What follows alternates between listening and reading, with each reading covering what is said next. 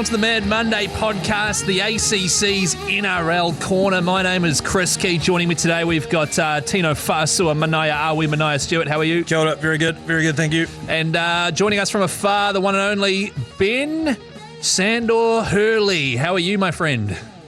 Good. I'm really...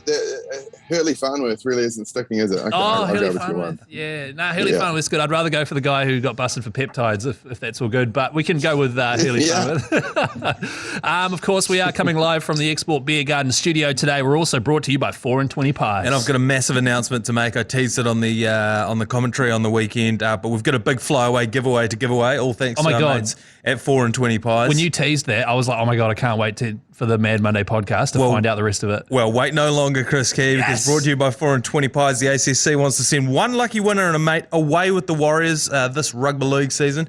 So it's an away game, all thanks to the 4 and 20 Traveller Pie. The prize pack includes flights. We're talking accommodation for you and your mate. You get to head to a Warriors game. There's a couple to pick from. You'll get a free double pass to the game along with a signed Warriors jersey and $500 spending money. What? I know. If that sounds like a bit of you, keep your eye on the ACC socials for more details on how to win. It would have been cool if you could have picked Magic Round as your one away game, get flown over there and then watch 8 games. I think this is a great prize, Chris, and I'm very thankful to our sponsors for it. Huge shout out to 4 and 20. Also, wasn't that a home? Didn't that count as a home game for us? Oh, yeah, true. For some reason. And it was an away game for the Broncos, so that's cool. Speaking of whinging about the NRL and the way it works, let's get straight into the Warriors' latest result. They went down to the Panthers 18 points to 6. Tackle. Almost a triple word score there. A huge left edge to work with. Toy Harris goes short, and Fanua Blake, they won't stop him that close to the line. And in his second game, his second try in as many weeks, he shrugs. It's almost so easy for him. Freddie Lussick loves it. Throws up the M for Manaia. And we're on the board 4-0. It's not bashing down the front door when the front door's not even there. It was wide open. What are you doing, Nathan? A shoulder charge. What would you like to do, Nathan? Oh, Nathan. What are you going to do, Nathan? Oh, Nathan, what would you like to do? You coming to my place? I can't carry the ball for you, but I can carry you. I'll see you at Christmas, right? Offload now from Nathan Cleary. They'll go to the foot. Oh, and he's recovered it. That'll be called a head high. And if not, that one will. Makeover round. I guess you'd make over the other team.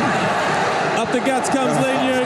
Too fast, too hard, too strong. He crosses the line. And the Panthers go up 18 to 6 with 5 left to play. Heads are going down. The Panthers just winning the moral victory. Yes, the Warriors going down to the 3-time premiership winners, the Panthers, or is it 2 times? Can't remember, don't really care. But look, watching this game and watching your boys' commentary, by the way, fantastic job. And we are commentating this Friday, the Bulldogs game, so do join me and Die for that. But it was probably the most exciting game of the round in terms of the quality of football being played. The completion rate was extremely high. It was 2 really good defensive teams going head to head. The ref totally screwed us. There was also hard contact the whole way throughout. So a few big hits there, including Corsi absolutely flattening Critter, and then him doing the same on Dylan Walker. Yep. From the commentary position, though, Manaia, I'll go to you first. Mm-hmm. Did you feel as deflated as I did within the last 20 minutes when everything just went downhill? A little bit. It wasn't because of the refs. I've had a few people ask me this morning walking through the halls of NZME here. But it was just because the scoreline got a little bit away from us there. And I didn't think that we were going to win this game before we went into it. But it always gets a little bit deflating when the Warriors are losing. But like you mentioned, there was a bit of feeling in this game. Massive. There was a bit of heat. There were shots being put on. There were brouhahas brewing from time to time. And I thought that the Warriors, despite the unflattering scoreline and despite all of the media and all of the storylines to come out of it, and we're going to talk about them, being about the refereeing, what the coach thought of the refereeing, what the sponsors thought of the refereeing. I actually thought that the product on field, like you mentioned, was great. We're going back to the Warriors of old where you may not think we're going to beat you, but you will definitely feel it the next day after you've played the Wars. That's right. And, I mean, we literally, within 11 days, played the Storm, the Roosters, and the Panthers, all of which were good games. We only lost to the Storm by 8. We lost to the bloody Roosters 14-0. Of course, who could forget? And then we lost to the Panthers. Really, that try in the last sort of few minutes there shouldn't really count. It was so close the whole time. I think our goal for this, well, for me anyway, was to come away with 3 decent performances without losing too many injuries. Unfortunately, we lost a few more. I don't know what's up with Ed Cossey. After Jackson Ford was sent to the bin, he didn't come back on for, I think it was for an earlier HIA or some BS like that. Not sure why. But Ben Hurley, what were your views on this game, mate? Are you the same as Manaia, where you aren't as fazed by the refereeing as the rest of the world is, and you were just happy to see a good product out there? No, I'm really mad about the refereeing. I don't know sure what Manaia's on about. All he did was complain about it when we were calling it, and now I don't know. Have you smoked a J or something? And got all pieced out, bro. I'm zagging while everyone else is zigging. I'm trying to take the alternate. He's a contrarian. I like it. I mean, look, what I will say is I do get sick of people saying that the NRL's gone soft, because I don't think it has, and I think it's still a fantastic product. In fact, the rugby league's is as good as it's ever been, if not better than it's ever been. But, that shot on Ivan, sorry, not Ivan Cleary, on Nathan Cleary, I mean, if you can call it a shot, it's, as we pointed out in the commentary, his chin is so enormous and hangs so low that, that's a clavicle hit on anyone else. He was literally trying to grab him by the scruff of the neck and happened to brush his chin, and he spends 10 in the bin. It's unbelievable. Also, the size of Nathan Cleary's chin, it should be the bloody rookie should have his hand on ice after that, and Nathan Cleary should be in the bin. But look, I mean, because I am not someone that likes to complain about the reffing, right? I've never been that kind of person. I always think you need to sort of put on a performance that takes that out of the game. We're not relying on 1 or 2 calls going our way. However, it is really hard when you're playing the likes of the Panthers and the Storm and the Roosters. And we've had a few on the trot now. I mean, Manaia, the coach, Andrew Webster, he's still refusing to bring it up. A lot of people are, including the sponsors. The head of One New Zealand, who had this to say. Yeah, I saw it, mate. Yeah, I get asked this every week. I'm going to take a hut around and get you guys to pay for my fine. If you all want to chip in, I'll give you whatever you want. No.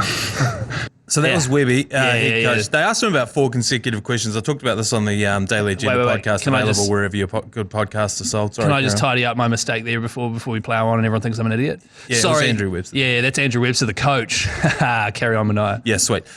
So he basically, there is a fine if a coach comes out and says anything against the refs. Now, somebody started a GoFundMe this morning. When I last checked, it was at about $800. Wow. What's even higher than that is the ACC's TAB fund.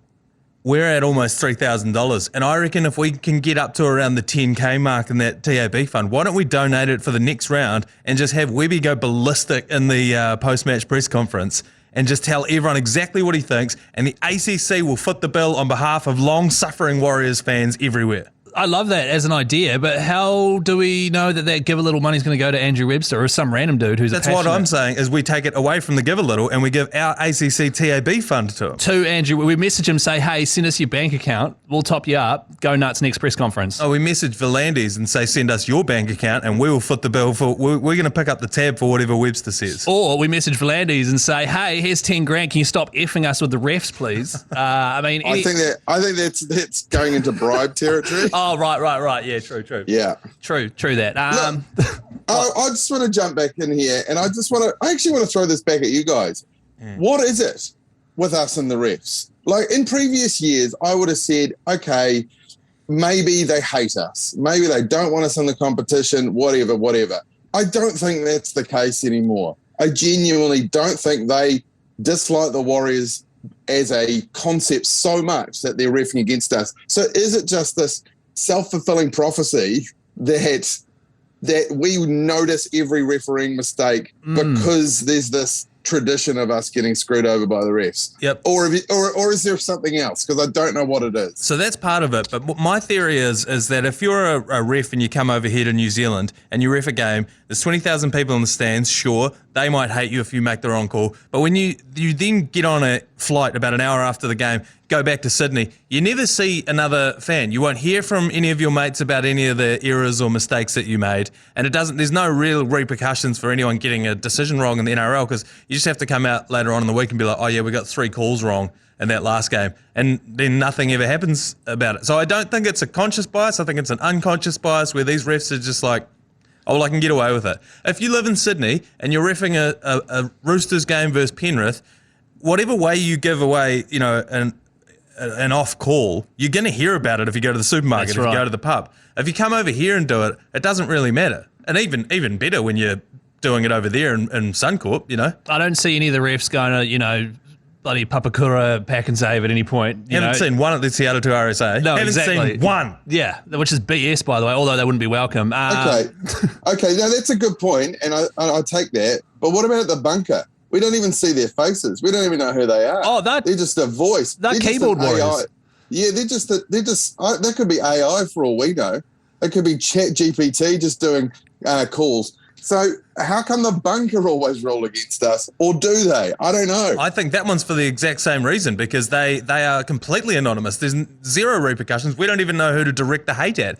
If Jason Paris wanted to send a tweet at the bunker, which he did, and he did try and tag at bunker, but it's not one person. So anybody who is at bunker can just say, "Oh, well, it wasn't me. It was someone else." I don't understand how you can have, and Webster said it in his post-match press conference, the bunker come out and say, Dallin Watini's Lesniak has to go off for a head knock, but whoever knocked his head doesn't have to go off. This happens all the time, and I know that it happens to other teams as well, and I think that it's part of our beaten dog syndrome as Warriors fans. When it happens to us, we think we're being singled out. Not guilty, Your Honour.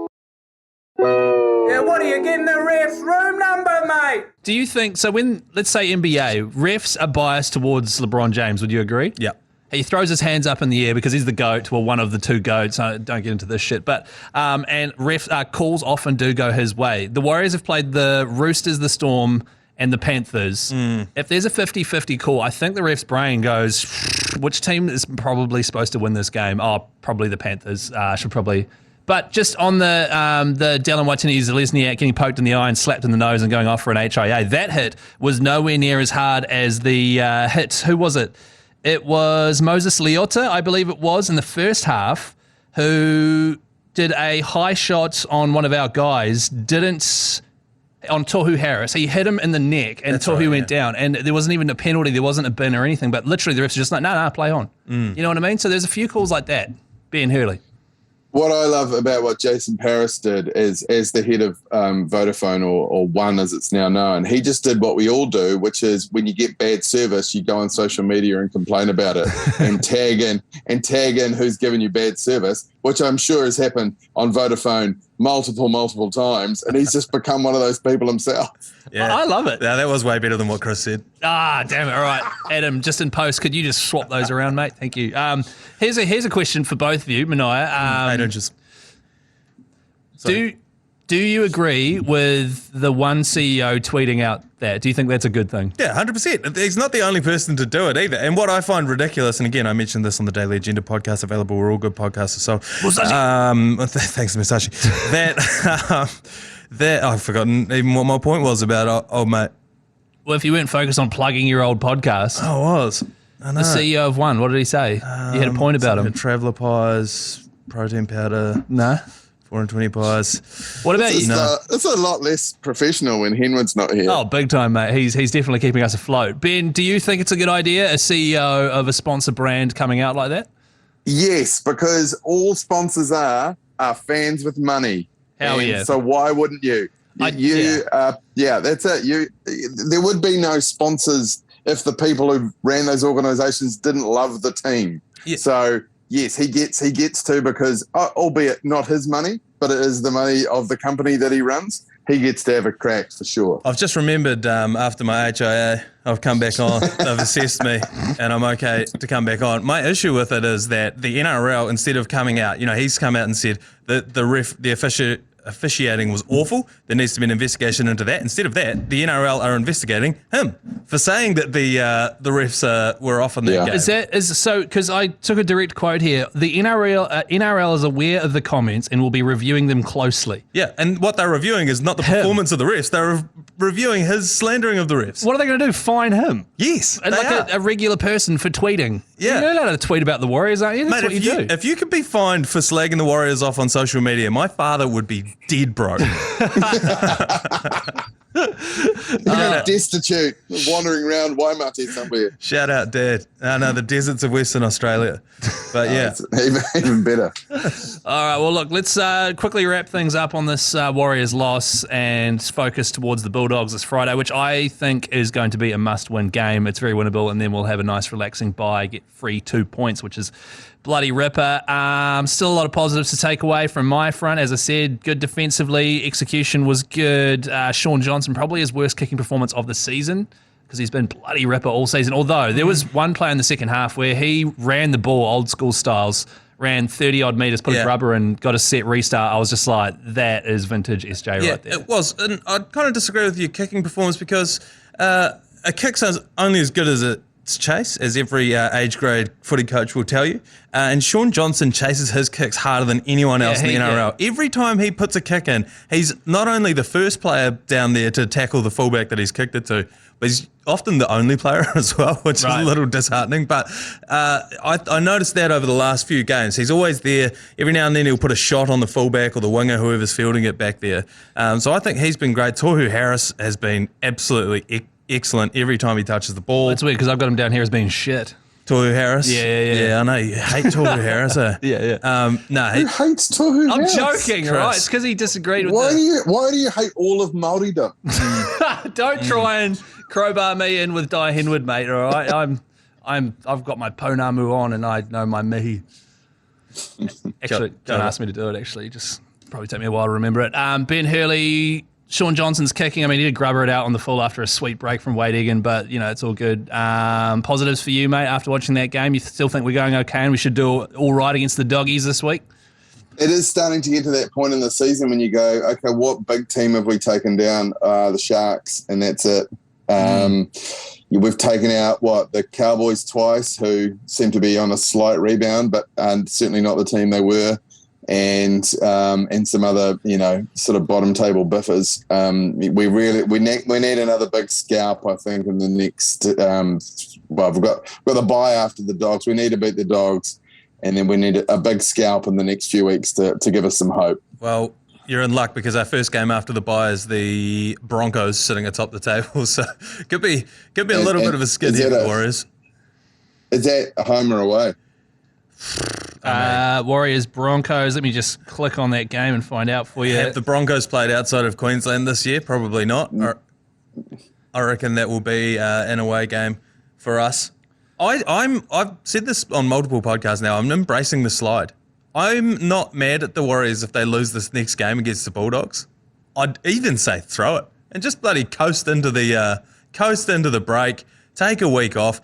The Knights went to Bali.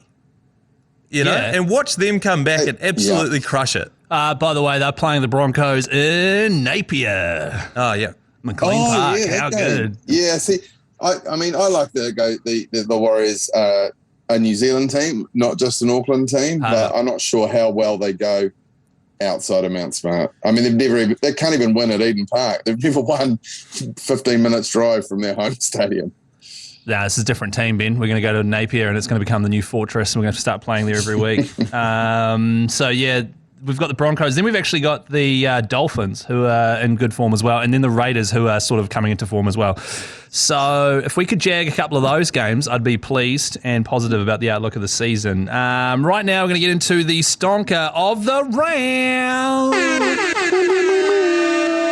And this week's stonker of the round, it was chosen by Ben Hurley. It was the Tigers taking on the Dragons, with the Tigers getting the win, 18 points to 16.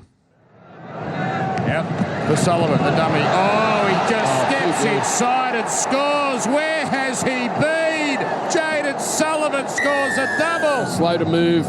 Morris out. Oh, Sully rushed up. He's in no man's land. Brooks gets it on. Not much room now, but he's got there. Junior Tupou. He finds his way to the line, and somehow the Tigers have got themselves back in front. Oh, the little grubber. No way. Ben Hunt. He's got no one to give it to. Not yet. Sizes it up. Keeps it going. Amon. On it goes. Sloan. Now a chance. Sully. Ravalawa for the win. No. They've saved it. The Tigers have saved it. Well, I tell you what, Dan Ganane there certainly makes it sound like an absolute stonker. However, unfortunately, I would rather watch a game of rugby union than watch the Tigers play the Dragons. So, Ben Hurley, this is a classic Hurley special, actually. Please give us your thoughts on this magnificent game of footy. Well, we were talking about bottom table biffers, and we literally have the two bottom of the table biffers here. And it was the closest game of the Magic round, except maybe the last game. But that final tackle is West Tigers rookie fullback. His name is Jareem Buller, which is the greatest name, Jareem. That is 4 and 20. That's 420 pies right there. It was. I like. In all honesty, it wasn't a great watch until the end, and then it just got loose AF. Ben Hunt from broken play almost went over, and then they just put it through the hands. And I do have a soft spot for the Tigers. I think lots of people do. I think lots of people want this. You know, these two great old Sydney clubs have come together, who haven't won since 2004, to be okay. The Dragons, I've said this many times in the podcast, I've never met a Dragons fan. I don't think they exist. I think those are paid extras at the games. I think they're there to sit in the stands, because that Wollongong Stadium that they have is tremendous. Wynn Stadium that they play at, and one half of the stand is got its back to the beach. And that is beautiful. They go hard on the drone shots whenever they play there. Obviously, it was a stonker for about 5 minutes right at the end there. I feel like Ben Hunt's involved in some sort of stonking play every time he puts a rugby league jersey on. But for me, there was a back chat penalty very early doors. In fact, I think it was the first scoring play of the game, which I don't know anyone would have had money on that at the TAB. And then was it the El Tigres who kicked the penalty? And I just love seeing a bit of back chat. I remember watching a grassroots game of footy, and a bloke got marched 40 metres, and we spent the next 60 minutes of that game just walking around the grounds going, did anyone hear what he said? Was it 10 and then another 10 and then another 10? No. Or was it just 40? It's 10 and then it was 30. Oh my God. And they marched them pretty much to the 22 line. And I think that the ref would have marched them to the try line if he could have. Where was this game being played? At Dunedin. Then I just spent the next hour of my life doing laps of the grounds there, just asking everyone, did you hear what he said? What did he say? What could you say to get marched about 40 metres? There was a guy I went to school with, a very good friend of mine called Heath Chittenden, who got 3 red cards in one game of soccer football. So he got a red card for a slide tackle, and then wouldn't leave the field, so they red carded him again for just mouthing off to the ref, and then they red carded him a third time from mouthing off from the sideline. So they just said, you've got to get at least 50 metres away, so I can't hear you anymore. Wow. Yeah. And what's he up to now? Oh, he's a principal of a large primary school. Sweet, man. Well, it just goes to show, he's obviously passionate. Well, he learned a lot about officiating that day, I think. Are we worried about the Tigers trying to steal Sean Johnson, or not really? No. I think what the Tigers are doing are what every other club does with the Warriors, where they go, well, so the agent will say of a player, well, the Warriors have just thrown $1 million at this guy, so you better match that, otherwise he's going to go over to Auckland, when they were never coming here. And I think that that's potentially what's happening here, where, Sean Johnson is coming into a contract year. He might just, might just be his agent being like, look, the Tigers are going to, why would you, if you were Sean Johnson, go over there? Why not, stay here and retire here? He's going good. I mean, I don't know too much about his personal life. You hate him. No, I don't. He just had an off-kicking night, a lot of his grubber, but we're not here to talk about that. We were already, but we've gone past that. He's got a house in Sydney already, Manaia. I know Sydney's massive, but he's got a house in Auckland, Chris. Yeah, no, he does. I think he's got another house too, actually. But, he seems so settled in here back at home. He's having the comeback season of all comeback seasons. I feel like next year RTS is coming home. For him to leave would just be silly unless they throw $1 million at him, which I don't think he's worth $1 million anymore. Why do you hate Sean Johnson so much? Sorry, Ben, go. I just read a headline because it was in rugby union and I don't care, but was RTS taken off that Blues game really early this week? Very early. Very, very early, yeah. Wow. So it was when Moana Pacifica were looking like they were going to win the game, and so with about 40 minutes, probably 35 minutes left to play, RTS came off, Rico Ioane came on. Massive shot fired there from Leon McDonald. But I digress. Too much rugby union. All I'm reading into that is that RTS has been pulled off because the Warriors have asked for him to be moved to the Warriors ASAP. Well, let me ask you this, Chris. What would it take for you to pull RTS off? Not much at all. Literally him to walk in, and it would. I've thought about it lots of times. Yeah, I've pulled blokes off the list. Yeah. we'd have to form a queue. I think that is a bit of a statement, and we've been saying this ad nauseum on this podcast and many others, and on the commentaries. If you're not going to use him, if Fozzie's not going to take him to France, bloody just send him over our way for a couple of. Yeah, you know what's the next best thing from France? Penrose. Yeah. Send him our way. We'll look after him. Harris, Buy him a croissant or whatever he wants, and we'll bloody get him training. So that wraps up the stonker of the round. We're going to take a quick break here on the Mad Monday podcast. When we return, a few key points. Also, Manaia has got the good punt for this week's game. Not guilty, Your Honour. Yeah, what are you getting the ref's room number, mate? Welcome back to the ACC's Mad Monday podcast live, even though it's impossible on a podcast, from the Export Beer Garden studio, brought to you by 4 and 20 pies, y'all. Don't know why I said it like that. Yeah, don't do it again. Yeah, okay, sweet. We'll move into some key points from round 10 in the NRL, fellas. First point I'd like to make, Magic Round looked like an absolute fizzer for the people that were there. The Claxton pub looked like it was going off. The field held up okay. I was picturing a far worse field until that Roosters-Cowboys game where it absolutely monsooned down and it turned to mud. It was like old school footy. Ben, you would have been all over that. But how did you guys feel about Magic Round as a whole, Manaia? Yeah, I actually disagree with you yet again, Chris. I think it ripped up very early on in the piece. That first game, it was shocking.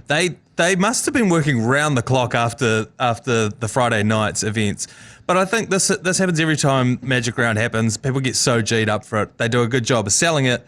And if you're not at the ground, it really doesn't matter. Right, yeah. When you're watching Tigers versus Dragons on the game, on the TV, you can't tell who has more fans there. And I dare say that neither of them probably had any. And also what it meant was, at the start of our game, it was sort of like a half-full Suncorp. That's a massive stadium. But then towards the end of it, it started filling out and you could hear the crowd starting to get into it a little bit more. But on that though, I liked hearing Aussies booing the Panthers when they were playing against us and cheering for us when they thought, like when Sean Johnson chased his own grubber, the whole crowd like erupted and I was like, that's awesome, Aussies cheering us on. Although I don't know whether that's like an anti-Cleary NSW thing or a pro-Warriors thing, but I'll take it. Yeah, I don't know. I think it's more, anti-Panthers rhetoric. Yeah. But Hurley, what did you think of the Magic Round as a product on the TV?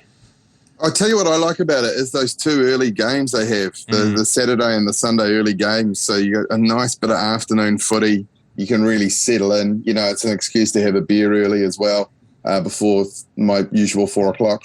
So it's look, all jokes aside, it's a pretty great product. Yeah, the ground does get pretty smashed up, and those last couple of games are pretty challenging, but I don't know. I think it's pretty great. I think it'll be around for a while. I think it needs to come here though. Well, or we need to go there. Like I feel like we would be all for Magic Round if we experienced it. Yeah, that's right. Yes. What happens is every year we say this, and then the next year rolls around, and about 2 weeks from Magic Round we go, shit, is it next week?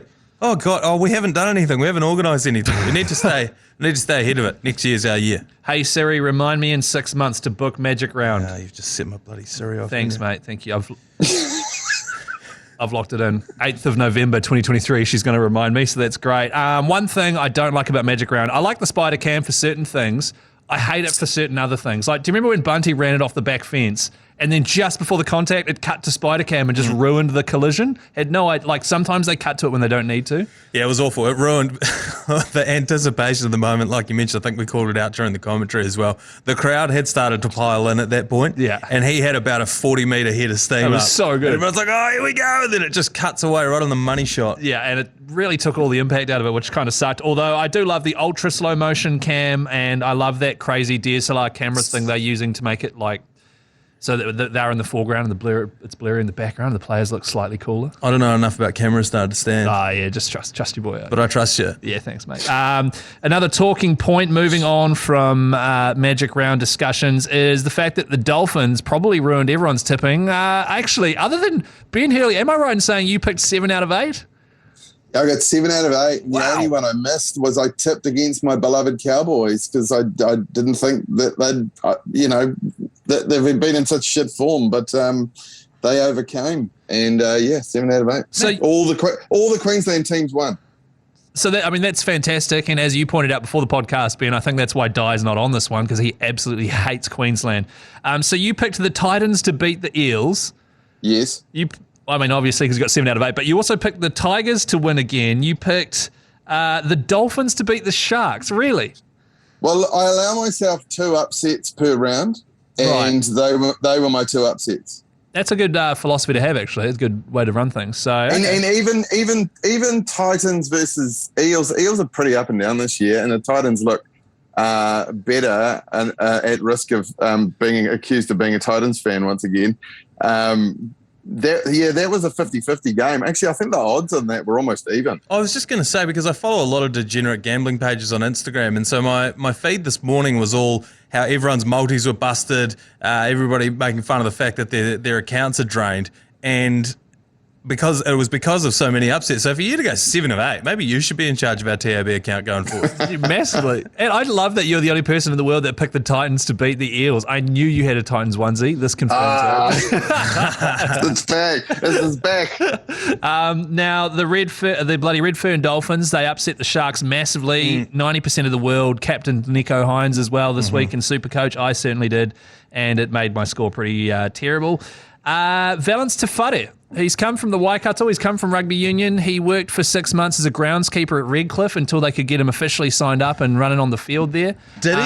What I would love to know is how much actual groundskeeping did Valence Tefare do while he was technically under contract as a groundskeeper? We did a story on him on The Ditch, by the way, boycott The Ditch, and it's season 1. I like Matty Bartlett. I did. I've been boycotting it for 2 years now. Yeah, good on you, mate. No, go back and watch the first season. Although I think most people have, actually. I got an email the other day. I'm on Sky's publicity email, and it comes out just like, new season of The Ditch. Season 1 was a pilot. No. And I was like, are you seriously sending it to me saying 15 episodes was a pilot season? It's like, you cheeky buggers. Cancel The Ditch. I do love Matty Bartlett and Adam Blair as well. I hope they go well. But we went to Redcliffe and interviewed, and he literally, it could have been a G up just because we were all there with cameras. Yeah. But he had the work boots on. He was like putting the net up and all this sort of shit out on the field. Did you have a look at the boots? Was there any dirt on them? They still had tags on them, actually. Yeah, I think he was a groundskeeper in name only. But it is an interesting story, and I don't really know what it is. I can't quite put my finger on why he has this instant cult hero status. He's a big fella. It's because he's a big fella, eh? And he just learned how to play rugby league. He's got a goofy looking mustache. And he scored a double at Magic Round on debut. But even before that, people were so jazzed up for his debut. They were calling him Val Meninga before he'd ever even played a game of rugby league. And I think, again, you're right. It's just because he's a big fella. We're going to do the Supercoach thing later on. They got the bye coming up. You could do worse than picking up Valence Tefare. 94 points in Supercoach. Oh, amazing. And he didn't get through a lot of work. I'm sorry if this is an outlandish opinion, but I think he probably needs to get fitter. I don't know. But whenever he had the ball, he broke tackles and broke the line as well. Yeah, well, it's pretty great when, someone of his kind of figure is often called built like a brick shithouse, and his surname is actually The House. Yeah, funny. Valence. Isn't a valence something you put on the bottom of your beard? It is, which goes in your house. Hey. It's all coming around. So I'm picturing like a house with a big valance put over it, and someone's like, oh, you valanced your whare. Yeah. Yeah, well, he valanced the shark's whare. Dolphins renowned for eating the livers out of sharks as well. So really? Yeah, so it's not too ridiculous. So they'll go straight in for the liver. And that's all they eat as well. They'll often find sharks with just the liver having been eaten out of them, and it's by dolphins or probably more likely killer whales, but I'm sticking with this analogy in this instance. Poor sharks, man. They're either getting their fins cut off for soup or just their livers eaten. Yeah, pretty and killer whales are dolphins. Yeah, well, see, there you go. Oh, yeah, orca. Yeah, ipso facto. So this isn't too shocking for me, but the Sharks, on the other hand, they were a little bit lackluster as anyone, and as you mentioned before, pretty much everyone who captained Nico Hines will notice this week. It was a little bit lackluster. Sifa Talakai has been looking great, and I think that he had that massive one game last year, and everyone was against like, Morgan Harper. Oh, holy hell, he's going to be the greatest player of all time. And then ever since then, the pendulum swung back too far the other way to where they're like, oh, he's actually not that good. I think they're also making sure guys double teaming him. Yeah. He's getting double teamed a lot. Let me read out the top 3 try assisters in the NRL thus far this year. Can I have a guess real quick? Yeah. Is Cody Walker one of them? Yeah. Is Reece Walsh one of them? Yeah. Yeah. What's the other one? Sifa Talakai. Oh, wow. Yeah, he's tied with Reece Walsh for the most try assists. How good, man. So he's been an absolute wrecking ball. He's been great. But Actually, I just don't really know what happened with the Sharks. You're right. They were like lackluster, and they'll come out next week firing. But Sifa Talakai is a real good example. He's built just like Valence Stefari. Yeah, and he does damage and stuff. So I can't wait to see Valence get up to speed, learn the rules properly as well, and get bloody back out there. Ben, we've been talking a lot early season about the Dolphins, whether they're a mirage or not. Are we prepared to say now that they're actually a really good team coached by a really good coach? Yeah, it was weird, eh? Like, they won 3, and then they looked like they'd had their day and they'd fallen off the pace. But they're certainly back. Came back, I mean, the Sharks, I would have put easily in the top 3 favourites for the premiership this year. Same and they've gone down to who? Us and the Dolphins. Is that it? Look, I mean, I don't have the... Don't ask me off the top of my head, but I believe so. Oh, no, they've lost 4. Yeah, but it's twice to each of us. You're on the Mad Monday podcast, by the way. Yeah, we're very deep on the stats. But I can see the Sharks coming back and really bouncing back nicely. Next talking point is the Rabbitohs. I think the Rabbitohs are the best team in the competition after they absolutely, I'm saying they smoked the Storm, 28 points to 12. It was a dominant display. The Storm didn't really have a lot of answers. They don't have Pappenhausen and a couple of other players as well. But Ben Hurley, the Rabbitohs, do you think they are for real, or are they a mirage and they'll sort of fall off towards the end?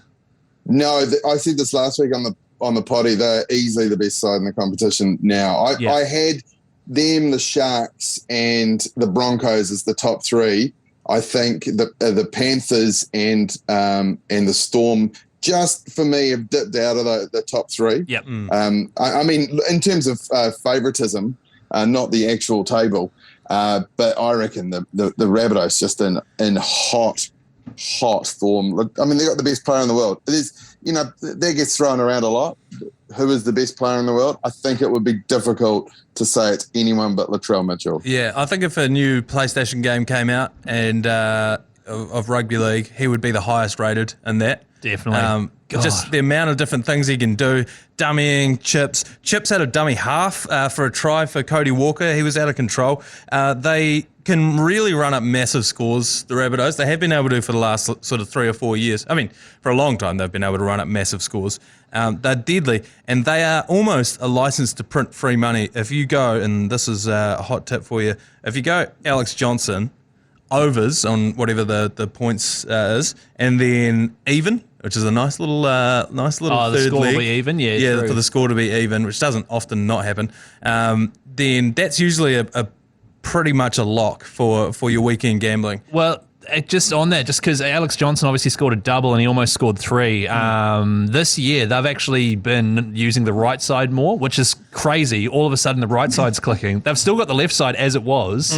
Once they've got 2 firing sides and it started to fire properly, the Rabbitohs are going to be unstoppable. They're also without Keon Kolomatangi, who's one of their best players. And what I think's happened is last season, Latrell became one of the best players in the world, Ben, as you mentioned, and then it saw Cody Walker fall off a bit. They've figured out how to play together because right now Cody Walker has pretty much been the best 5'8" in the world. He has been insane. He's, as you say, leading try assists. Yep. He's back to his 2021, I believe. I had him in Supercoach and he carried me all the way through to the big win there.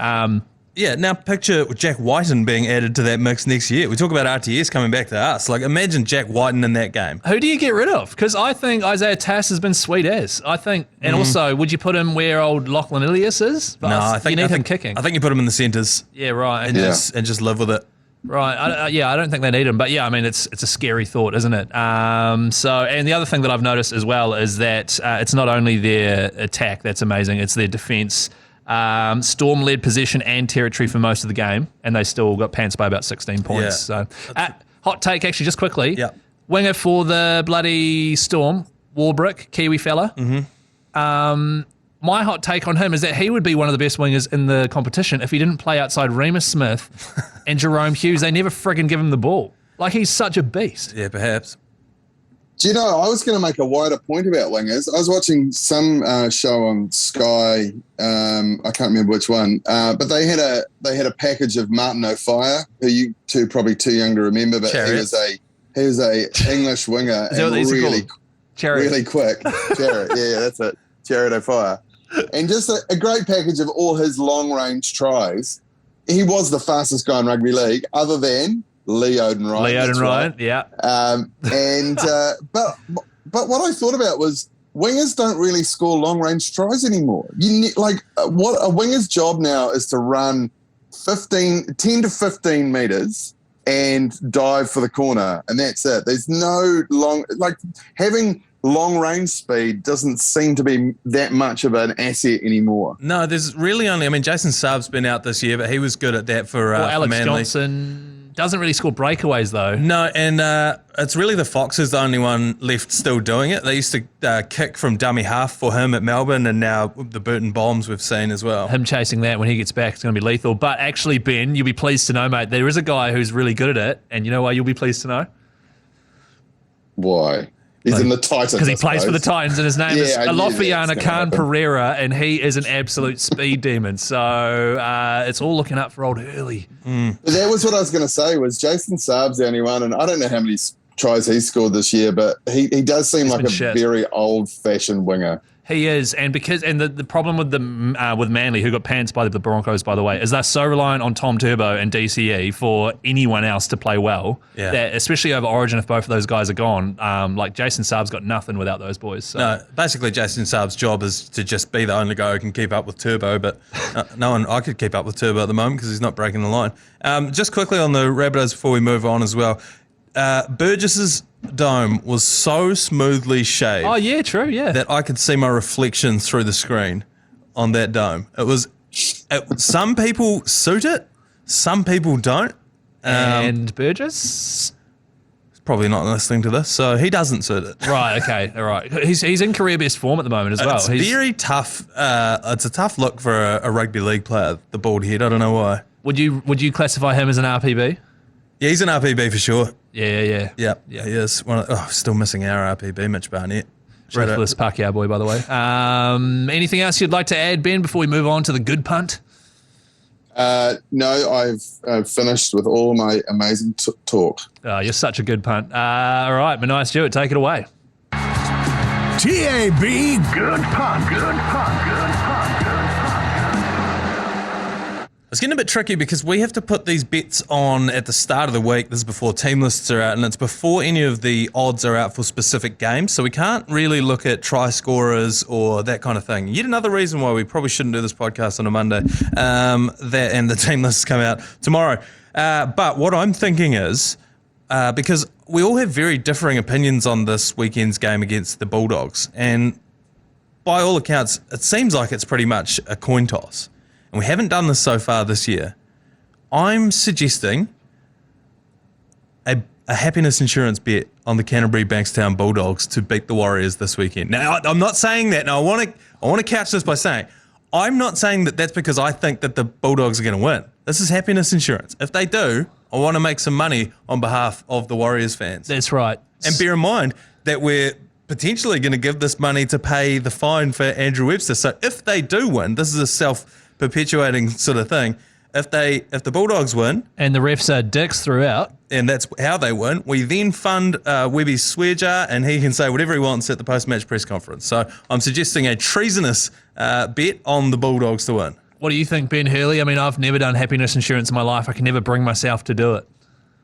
Can we hedge our bets? Can we do two? Can we do that and then do Warrior for first try scorer or something?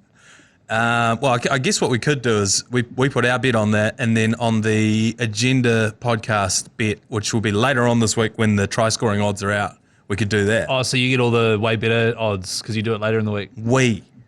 We all get the Oh, the yeah, right. Yeah, sorry, I was getting a bit pissy there. It's my bad. Yeah, because, I mean, my thought for this game is, if I was to bet on the Bulldogs, I'd bet on Reed Marnie to maybe kick a 40-20. Can you even do that? Or a 4-20, as I like to call it. You can't bet on a 4-20 this far out from the game, unfortunately. But $2.20 is what the Bulldogs are paying. Yeah, it's good. It's good eating. I don't think we'll beat them. I mean, I don't think they'll beat us, sorry. Well, then that's great. This is the thing about happiness win-win. insurance. It's a win-win. And it's a $100 bonus bet courtesy of the TAB, right? That's right, so it's not our money. It's not coming out of my pocket. Yeah, go for it. Let's ensure our happiness. Producer Adam, if you could just clip up Chris Key saying that he doesn't think we'll win and just use that for Instagram this week. That'd be great. No, because it was a mistake, Ben. So, no, Adam, don't do it. We joke around a lot, Adam, but don't you do it. All right, well, it is time for us to end Mad Monday for another week. Thank you very much for joining us. Once again, myself and Di Hennard will be commentating the Warriors game this Friday night, 8 o'clock, Sky Sports 6. I believe, because there is a footy game on, a game of rugby union at the same time. Oh. Or 9. Yeah, disgusting. Makes me sick. Thank you very much for joining us. Thank you, 4 and 20 Pies. Thank you, Export. Go the Warriors. Oh, boy.